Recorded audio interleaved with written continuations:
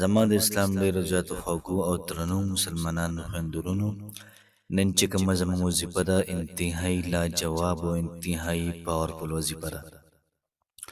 یاد ساتئ محترمو، که تاسو حاجات لرئ، مشکلات لرئ، دغرنګې پریشاني تکالیف د هغې د حل کېدو لپاره د سورت یاسین دا وظیفه په دې ترتیب او په دې طریقه کار باندې کول غواړي. انشاءالله العزیز الله پاک به ستا هر مسله دا به ختمه کړي. یاد ساتئ محترمو، د سورت یاسین دا وظیفه کوم چې د اوو مبینونو والا ده او کومه طریقه زه تاسو ته ښایم، په دې طریقه باندې دا وظیفه وشي نو ستاسو به هر جایز مقصد دا به الله پاک پوره کړي. څومره ستاسو مشکلات دي، تمام مشکلات الله پاک په هر طریقې سره حل کړي. یاد ساتئ محترمو، سورت یاسین دې ته د قرآن مجید زړه ویلی شوی دی او فرمایي چې په زړه کې چې کومه خبره راشي، زړه کوشش کوي چې دغه کار پوره کړي.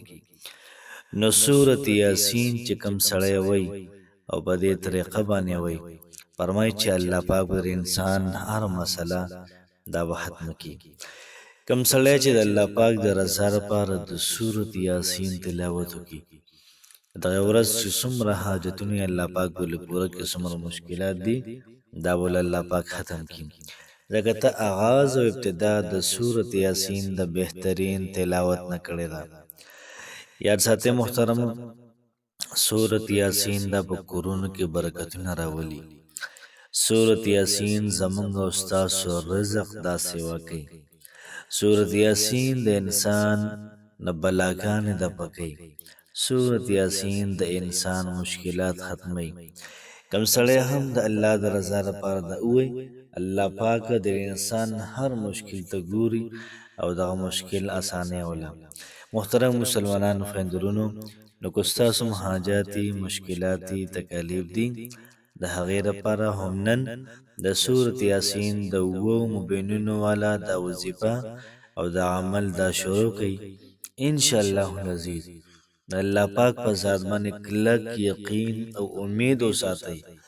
په دغه امید په رڼا کې تاسو د وظیفه وکړئ، انشاءالله الله پاک به هر مسله ستاسو دا حل کړي.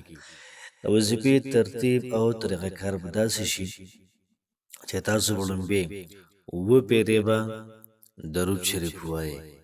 کم درود شریف چې د مانځلې که دغه ویلي ډېر زیات بهتر ده. بیا د هغې نه بعد تاسو به بسم الله ووایئ، اعوذ بالله به ووایئ، بسم الله، او د هغې نه بعد به یاسین والقرآن الحکیم د دغه ځای نه سټارټ او شروع واچوئ. کله مو شروع واچوله، لومبی مبین چې کوم ځای کې رالی، لومبی مبین دغلته کې ورسېدلې، نو بیا به سورت یاسین د سر نه کې، د سر نه لیکو دویم مبین ته چې کله ورسېدلې، بیا به سورت یاسین د سر نه کې او تلاوت به کې دریم مبین ته به ورسېږي.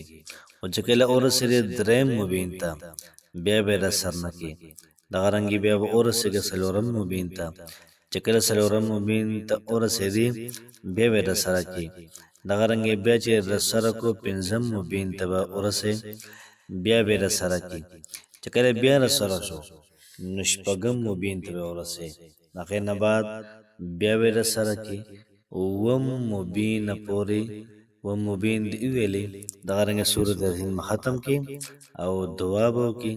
او د هغې نه بعد بیا وپېرې درود شریف وي چې کومه مسله ستایي، کوم مشکل ستایي، د دې وظیفې په برکت په خاطر باندې دعا وکړه.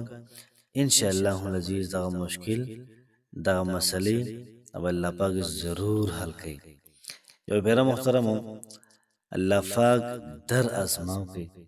تاسو ته پته ولګي چې د الله پاک نه غوښتل دا څونه خوند کوي. الله پاک ته زاري کول او دغه رنګې چاره دام دی وکړو، 2 رکعته نفل دی ورسره وکړل او د هغې نه بعد سر په سجده باندې کښېږدې. دغې چې کوم خوند او مزه او کوم لذت دی، صرف الله والو ته پته ده. الله پاک دې زمونږ او ستاسو تمام حاجتونه پوره کړي الله دې زمونږ او ستاسو تمام مشکلات ختم کړي، بهترین او پرسکونه زندگی د الله پاک موږ ته را نصیب کړي.